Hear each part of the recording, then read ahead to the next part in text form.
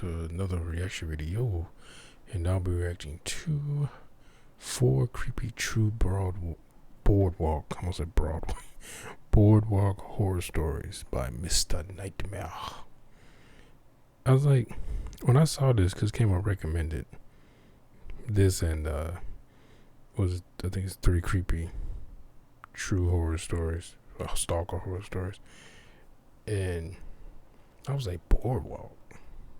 It's just they had a boardwalk, but then the thumbnail, I was like, so it is just horror stories at a boardwalk. Now I know some boardwalks I've been to, I know underneath them, people usually, teenagers or whoever down there doing drugs or having sex. It was a boardwalk I went to, and I saw 2 people having sex. That's what I was like, a little kid when I saw that. I think when we were living at the time, I had to have been probably like 8, maybe 7, 8, 9 years old, somewhere around there. But yeah, that's like the most. I mean, besides CMP, I've seen plenty of that underneath boardwalks, people smoking and shit like that. But that's why I think I first learned what the smell of marijuana smells like. But anyway, let's get into this. Here we go.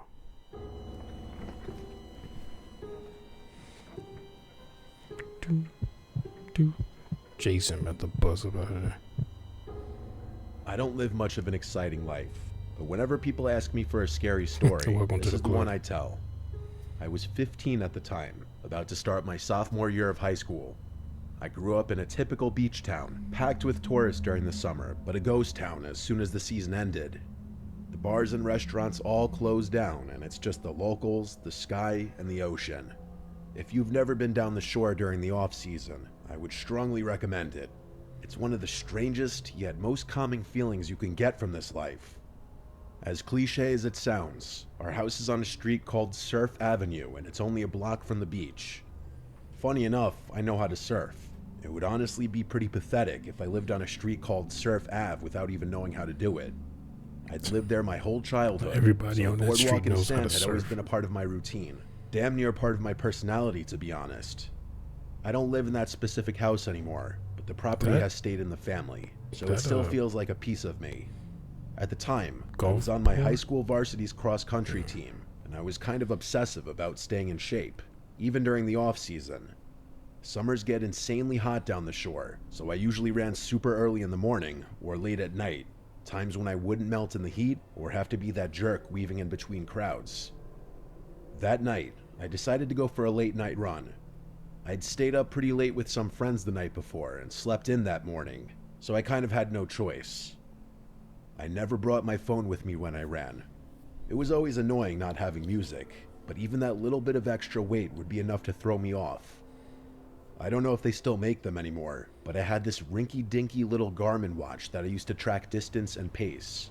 Besides that, the only other thing I'd carry was my house keys. To put it mildly, my parents were incredibly uptight about keeping the house locked, so as annoying as it was, I really had no choice but to stuff my house keys in my shorts pocket every time I went for a run, even if they were home. It was one of those non-negotiable rules. Yeah. I still don't really understand why my parents were so concerned about it, especially because most private beach towns are typically super safe, but that's neither here nor there. I decided to stick to the boardwalk that night. The surface was just soft enough to be easy on my legs, but not as brutal as running on the sand. Sometimes I'd jog on the beach for a challenge, but that wasn't happening after the day I'd had. I just wanted a nice, easy long run with minimal changes in elevation or terrain. The boardwalk would give me just that. I started zoning out after a few miles, enjoying that euphoric runner's high. I always tell people, even today, if you could break that first mental barrier, which occurs after about 3 miles or so, the rest of the run is easy and borderline enjoyable. Anyway, I was listening to the slap of my shoes against the wood while simultaneously trying to concentrate on the distant sounds of the ocean. I was in that perfect rhythm where you forget you're even running, but then I heard it. A faint clink. I stopped and checked my pocket. Empty. My stomach dropped. It was my keys. I I crouched down, peering through the gaps in the boardwalk, but it was useless. It was pitch black under there. There was no way I'd even be able to retrieve them from where I was. I started cursing, literally yelling out loud. I know that sounds like I always get pants when I was running for my knee injury. I was either had really deep pockets, and I would always, like, when I'm running, after about like 20, 30 feet, maybe I go just check my pockets to see if it's still there. Or I remember I used to hold my keys in my hand because I was running my fist ball. I started hating that. And then I remember I bought some pants that had just zippers on them. So, or I remember I had when I was in the service, my PT gear, they had like a little pocket, like on the inside, like a little small pocket that you could put stuff in. I used to take my dorm room key and put it in there. A little silly, but the adrenaline was still pumping through me from the exercise, and I was pissed that this detour had ruined my run. I knew my parents would have killed me if I came back without those keys, so without really thinking, I jumped off the side and headed down to the sand. It was also partly a matter of pride. I wasn't just going to walk away from one of my personal belongings. Who does that? Pride. The smell under the boardwalk hit me instantly. It was like rotten seaweed mixed with stale beer. That's honestly the best way to describe it. You don't have a flashlight. How are you going to see? Imagine literally filling a bathtub with seaweed and beer. It was damp and heavy, and every step I took, I kicked up sand and trash. Like I said before, I didn't have my phone with me, so the backlight on my watch was the only thing guiding me, and it wasn't doing much. I crouched down to the spot where I thought my keys had fallen. They were nowhere in sight, just more clumps of sand and scraps of garbage. I'll repeat myself, it was disgusting, but I needed those keys. I thought about just leaving them, but decided that I had gotten this far, and turning back now would mean I had gotten covered in garbage and stench for nothing. Horrible. I tried shifting the sand around a bit, thinking maybe they had fallen beneath the surface. I'm not going to leave something personal belongings to me. Had I really misjudged the spot by that much? I concluded that that was the most rational explanation, that I had somehow misjudged where they had fallen. I climbed back up to the boardwalk, stood where I had stopped running, and thought about how I could be sure of the spot underneath. That's when I got this genius idea to use my shoelace as a marker. I knelt down, untied it, and slipped it between the planks, letting it hang. That way, I could crawl back under the boardwalk and spot it from below easily. As I was standing back up, something tugged on the lace, and it instantly disappeared into the crack. Not a breeze, not me moving weirdly, something from below. I couldn't believe my eyes. I was literally in shock. Someone had pulled it. I took a step back and stared at the spot where my shoelace had just been. There was someone underneath the boardwalk. I instantly put two and two together. Whoever was under there probably had my keys too. My first instinct was to run home and figure it out later, but the thought of someone having my house keys, knowing where I lived, made my blood boil. How would they know where you lived? Our house address was etched into them, so I couldn't just leave some stranger with that kind of access. I still don't know why I... Wait. What? Why? I'm gonna let that Vaseline rubbing on. Why is your home address etched into the key? I mean, I've had P.O. boxes and stuff like that with the box number is etched into the key, but what? It must be real tiny, because how does it fit on the key? Like, and why is it on there? It's not a fucking animal where you have like the address on a collar. They name and address on it, so you like, hey, this is my dog, or cat, or whatever. It's like, that's stupid. That makes no sense. Your parents, I get them, they smart for like, hey, will you be adamant about locking the doors? And he like, well, I don't even understand. We live in a safe neighborhood. It's like, yeah, See, you the one, you gonna get everybody fucked up because you stupid. And then you have a key that has your address on it. So now they know the address. And they have a key. Now they have the key. I don't Did it. Call it stupid teenage confidence. But I took a deep breath, jumped back into the sand, and crawled under again. It felt different the second time. Yeah, the because air somebody's felt under heavier, there. and I was bracing myself for some kind of fight. At one point, I heard faint shuffling somewhere ahead of me. My chest tightened. I swung my watch light toward the sound, but saw nothing, just more sand and beams. I kept moving, and I heard shuffling again, this time from a different direction. Somebody has the key. That's when I realized the noise wasn't coming from one spot. There were multiple people under there. That was enough for me. Common sense struck me in the face. Yeah, he a teenager. I thought he was an adult. What in the world could I have possibly expected to happen? Yeah. Was I just gonna fight some crackhead living under the boardwalk? That was suicide. I turned to get out of there, trying not to panic. But before I could make it all the way out, something cold latched onto my ankle. It was a hand. I screamed in pain as fingernails dug into my skin. Oh, okay. I It was didn't some zombie think. shit. I just kicked as hard as I could. My foot connected with something, and whoever was holding onto my ankle let go. I scrambled away, my legs and arms scraping against the sand and wood as I pushed myself out into the open air. I didn't stop running. I sprinted straight back to my house. When I reached the front door, I pounded on it until my dad opened up. To say he was pissed would be a massive understatement. He was livid. I was surprised he didn't get physical with me. Before he could fully flip out, I explained everything. The keys, the shoelace, the people under the boardwalk. The commotion woke my mom up, who was furious at first. But when she saw the marks on my... Because he's beating on the door, your dad gonna beat your ass. Like, you know, like he doesn't know what the situation is. He just... That'd have been crazy. Your dad start beating your ass. Like, piece of get physical. Like, because you're beating on the door? Like, I mean, I get... He said it's late at night. Maybe they were asleep or something. Like, dude, the fuck is with your dad? Her expression shifted to something closer to fear. My dad didn't waste time. He called the police, and the next morning, we had a locksmith come out and change all the locks on the house. For a couple of days, things felt normal again. I figured that was the end of it. Just a weird, messed up night that I tried to forget. But then, a few mornings later, I woke up to loud knocking at the front door. It was early, way too early for visitors. I sat in bed for a while, waiting for my parents to go deal with it. When neither of them did, I decided to do it myself, so I pulled on a hoodie and went downstairs. I looked through the peephole, but there was no one there. That's the key. Confused, They left the key. I opened the door, looking around. You opened it. There was no one in sight.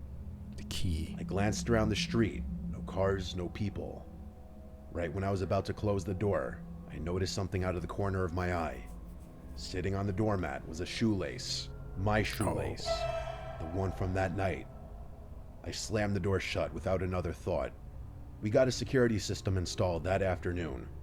For weeks afterwards, my family lived in constant That's crazy. fear, but nothing ever happened after that. Come back fucking. When I think back to this experience, I still can't rationalize the events that took place.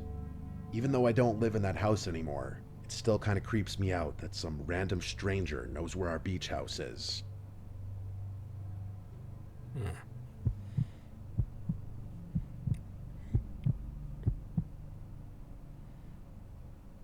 The thing about living in a beach town during the off-season is that it feels deserted. The tourists are long gone, the storefronts are mostly boarded up, and the boardwalk, the heart of the town in the summer, is nothing but an empty skeleton of itself. I like it though. It's peaceful. That's why for the longest time I go for late night runs on the boardwalk in the off-season when no one was there. All these late night runs. I used to detox run from late life at night and too. all the stresses that come with it. Sometimes you just need to be away from people. There was something about the sound of the waves and the rhythmic slap of my sneakers against the wooden planks that calmed me. It made me feel like I had the whole world to myself. Tonight was no different. The air was crisp, carrying that scent of salt and damp wood. The only lights came from the occasional street lamp, buzzing faintly, casting long, lonely shadows. I was maybe a mile in when I got that feeling, the one where you just know you're not alone. I glanced over my shoulder. A man stood in the distance, not walking, not moving, just standing there on the boardwalk, facing me. I swallowed and turned back around, shaking it off. It was probably nothing, maybe just another local taking a walk. But honestly, no matter what, that's still going to be an eerie sight to see. I kept running, but a few minutes later, the feeling of being followed or watched came back even stronger. Is he running? My heart thudded more intensely, not from exertion, but something else. The curiosity to turn around again thickened, so I turned around again. He was closer, still not moving, still just standing there, facing me. Wait, what? A deep, crawling unease settled in my stomach. I picked up the pace, now taking out my one headphone that I had in. Okay, so he stops My every feet time he pounded turns against around. the wood, breath coming quicker. But every few moments, I heard footsteps behind me, in sync with mine. I turned again. He was even closer, but still, he was completely still. I broke into a sprint. The once soothing boardwalk felt like an endless trap, stretching too far in both directions. My car was at the very end, parked right by the beach entrance. I just had to make it there. I ran harder than I ever had before. My lungs burned, my legs screamed, but I refused to stop. Yeah, Every few seconds, I turned my head just enough to check, and every single time, he was a little closer, still standing and still watching. Okay, I didn't understand how he was able to stop so suddenly every time I turned around. I wasn't even looking where I was going anymore, just focused on getting away. The boardwalk exit finally came into view, and I nearly sobbed in relief when I saw my car. I fumbled for my keys, hands shaking so badly I could barely press the unlock button. Finally, the lights flashed, and I yanked the door open, throwing myself inside and slamming it shut. I turned the key in the ignition and backed the car out of the spot. When I put the car in drive to whip the wheel to the left to turn out of there, I looked ahead, and the man was standing directly in front of my car, right where my car had just been. But I looked at him so briefly that I didn't even have time to make out any features. All I saw was that he had his hood up, covering a decent chunk of his face. I cranked the wheel to the left and almost spun out as I whipped my car out of there. Some supernatural The entire way home, I didn't care if I ran a red light, if I swerved, or if I nearly spun out. I just drove. I didn't look back. When I got home, I locked every door, every window, every possible entrance. I didn't sleep that night, and I've had a couple of nightmares referencing that experience, both in which that man appeared in some form, watching me or chasing me. My mind created its own versions of what he looked like, I guess, since I really didn't see his face, and they were not pretty images. I haven't done a winter run on the boardwalk since then. I went and bought a treadmill.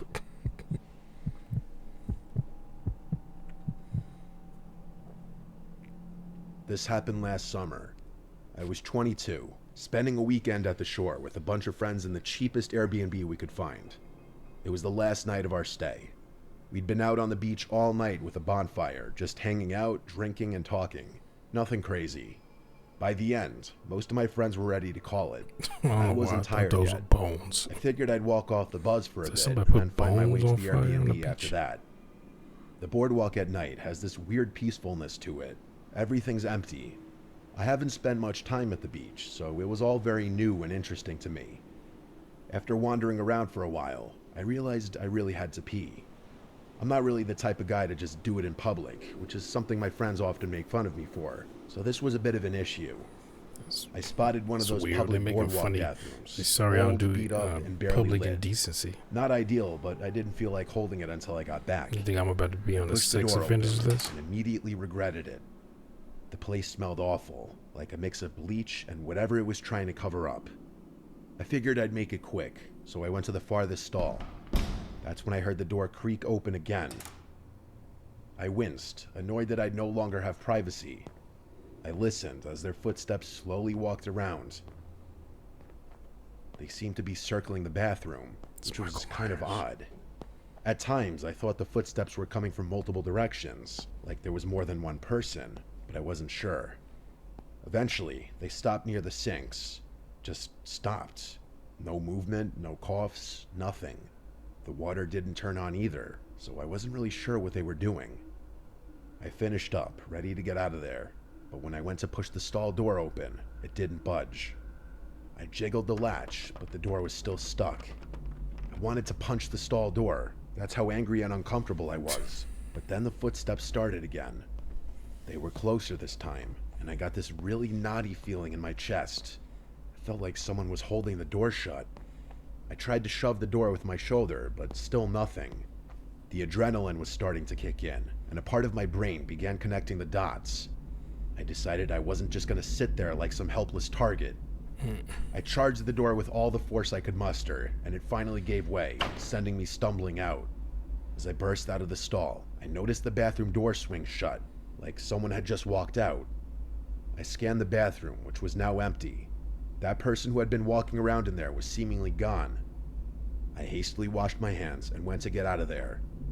I grabbed the door handle, but it wouldn't budge. Oh my. The handle wouldn't even turn, as if the bathroom had somehow been locked from the outside. I froze. My mind was racing at that point. Was this some kind of prank? I thought it was maybe one of my friends screwing with me, but that didn't really make sense. They had all left already. They didn't even see where I had gone. Plus, this wasn't really something any of them would do. Either way, I was pretty freaked out at that point, so I just gritted my teeth and started banging on the door. I yelled for whoever was out there to open up, but I didn't get a response.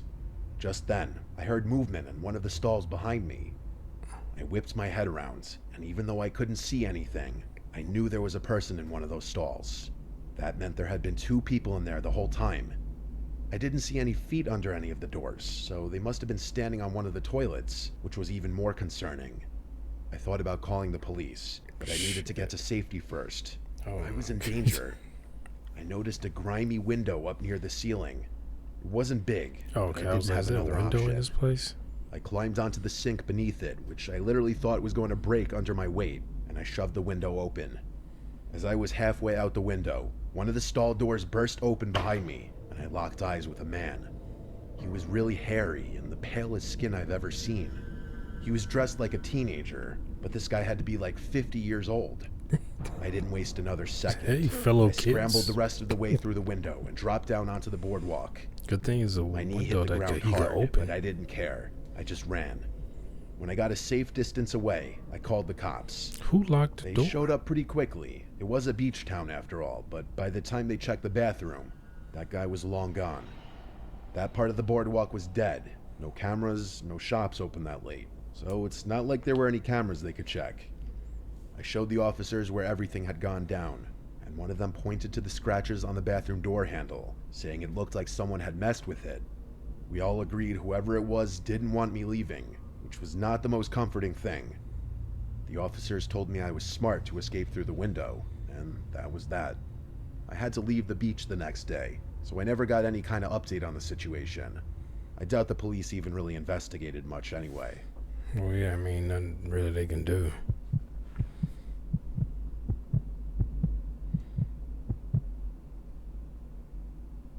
I'm sorry in advance if I mess up some details of this story, but it happened when I was really young. I don't remember exactly how old I was when it happens, maybe 8 or 9.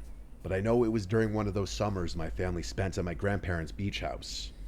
It was kind of like the family hub. Every summer, a bunch of us, my siblings, cousins, aunts, uncles, would pile in for weekends or weeks at a time. The house wasn't super fancy or anything, but it had like 1,000,000 bedrooms and could sleep our whole family easily. It was also really close to the beach, so I used to spend entire days playing in the sand and exploring the neighborhood on my bike. Every summer I spent there was amazing. It still feels like an extended fever dream, especially now as I'm getting further and further removed from that blissful childhood. I remember that summer being different though. There was some big hurricane forecasted, one that had all the beach towns scrambling to take precautions months in advance. I'm not sure if other beach towns did this, but ours built these massive sand dunes along the shore as a makeshift barrier. I'm not sure if calling them dunes is exactly accurate. They were huge. I mean, to a kid, they looked like castle walls. I bet the aerial view of the coast during that time would have looked absolutely nutty. That summer, my siblings and I would spend hours climbing the dunes, tumbling down the other side, pretending we were scaling mountains or sneaking into a fortress. It was weird though, as you could probably imagine. Usually when you're standing on the boardwalk facing the beach, you can see the ocean stretching out in front of you. But those dunes, they completely block the view. You'd walk along the boardwalk, and instead of water, there was just this giant wall of sand. The beach also closed after a certain hour, like the lifeguards would go off duty and people weren't technically permitted to go on the beach. But that never really stopped us locals. The town was safe, the kind of place where everyone knew everyone, and letting kids roam wasn't considered a big deal, especially after the touristy crowds thinned out. As long as we promised not to go in the ocean, our parents didn't really mind. And to be honest, I was kind of a little troublemaker back then. I liked pushing boundaries, especially when I thought I could get away with it. That's what led me to sneak out that evening. It wasn't dark yet, the sun hadn't even started setting, but I hadn't asked permission to go out. I just wanted some alone time. I think I'd gotten into a fight with one of my brothers, but I don't really remember. The sliding door downstairs where all the kids' bedrooms were made it easy to come and go unnoticed. My older cousins had practically written the playbook on sneaking in and out, usually for way more rebellious reasons than a solo beach walk, but I'd learned from them. Even today, we still laugh about how easy it was to sneak people in and out of the house without alerting the adults. Anyway, as quietly as I could, I stepped outside my bare feet, not even bothering to put shoes on. I made my way toward the boardwalk, expecting to encounter some locals, maybe even some kids my age. Even after beach hours, there were usually people around. Anyone who had or was staying in a house down there, really. I was kind of surprised to see how empty it was. It was a little strange. I'm talking not a single soul outside. It felt deserted in all honesty. I walked along the boardwalk for a little while, half expecting to see someone, but I never did. It was literally like the whole beach was asleep that night or something. I was about to head back when I noticed something alarming. There was a thin trail of smoke rising from beyond one of the dunes. At first, I thought it was just fog, but I took a closer look and confirmed that it was smoke. Like smoke from a fire kind of smoke. How old did he say he was? Smoke on the beach wasn't that unusual. Just walking around. It was really against beach rules and borderline illegal. Sometimes tourists lit bonfires. But there was something about how empty everything was that night that made the smoke feel wrong. To my mind, it kind of looked like a volcano, as the smoke sort of just emanated from the sand dune. I looked around for an adult, but there was no one. Just the empty boardwalk stretching out in both directions. I should have gone home, but curiosity got the better of me. Plus, my parents had taught me to never turn my back on someone in need. And the situation kind of felt like that. I climbed the sand dune a little ways away from the smoke. How do you know somebody's in need? By the time I reached the top, I was covered in sand. I looked down the other side and saw what I expected to see, a bonfire. The weird thing is that it was completely isolated. There was no one around. There were no chairs, no coolers, nothing. Just a fire burning in the middle of an empty beach, as if whoever had set it had abandoned it. It didn't sit right with me. Even at that age, I knew leaving a fire like that was dangerous. I slid down the dune and made my way over to it. I stood there for a second, just staring at it. I didn't know what else to do, so I just started kicking sand onto it. I did that over and over until the flames were finally suffocated. I didn't want to leave it just yet. I was way too curious. I couldn't think of any reason why someone would light a fire just to abandon it. You are a kid. You're not supposed to be out here. I inspected the fire pit some more and made some eerie discoveries. First, there were clothes. Little kids' clothes, like stuff that I'd wear. Kids' shoes, socks, half-burned fabrics. I bent down, using a stick to poke around. I realized that the fire had mostly been clothes, which gave me a really sick feeling inside. But then I realized what else had been burning. Photos, or at least what was left of them. Most were charred beyond recognition, but one had survived enough for me to make out a face. It was a boy, probably around my age. He honestly looked a little bit like me, like if one of my parents told me he was a distant cousin or something, I'd believe them. The picture made me really scared. I felt myself wanting to run, and I dropped the stick I was holding. I was just a little kid. I obviously hadn't been through anything that scary before, so I was really freaking out. But it got so much worse. You need your I heard a voice shout out, "Hey," from somewhere in the distance. I looked up, and there was a man coming toward me from down the beach. He was bald, but I couldn't see much else of his face from so far away. He was also staggering every few steps, as if he were fighting not to trip over on his own feet. It looked like he was drunk, or something worse. He yelled, "Hey kid," and started moving a little more quickly toward me. I couldn't move. I was frozen to the spot, petrified in fear. He yelled, "Don't you go anywhere." You froze. And that was what did it for me. My little brain finally caught up to my body, and I started running towards the sand Don't you go wall. anywhere. Let me get over there and kill you. The sand made running hard, but I felt like I was in a life and death situation. I started climbing the dune, and I could hear him yelling obscene things behind me. He was getting closer. Just as I reached the top, I felt fingernails clawing at my ankle. Oh, By wow. some miracle, he was never able to get a grip on me, and I vaulted myself over the dune, tumbling down to the bottom. I sprinted for the boardwalk and ran all the way home. I looked back a few times to make sure he wasn't following me, which he wasn't, but I kept running like my life depended on it. When I got home, I immediately went to my bedroom and started crying.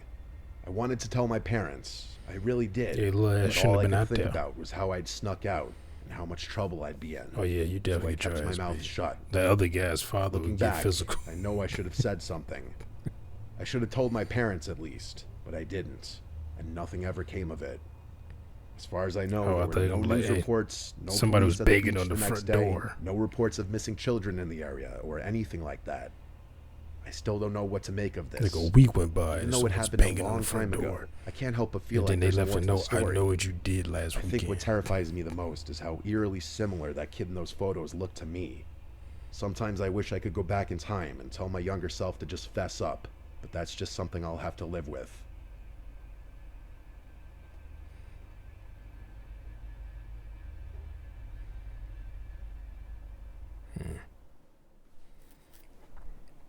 That is scary. So the person was just walking around on the beach and they're like, "Hey kid," and tried to come after you. So, and then to the point they chased you, he said he felt like their fingernails clawing at. Now I don't know if it was actually clawing at him, or he said he, because you know sometimes you could feel like somebody chasing you. You feel like a little like tick on the back of your neck, like they just touch on it. They just out of reach and they just like they tip of their finger just touch you, just like that, just like ah. Like if I slow down even a little bit, they gonna get me. But then you turn around, look back, and they actually stop chasing you like a while ago. Then to turn around and start walking back the other way. Oh man, a little badass out. Anyway, I hope y'all enjoyed my reaction. If you did, make sure you hit that thumbs up button down below. Make sure to subscribe, and if you're here, hit that bell if you want to be notified when I upload new videos. Comment down below, share this video. I'll see y'all next time. Peace.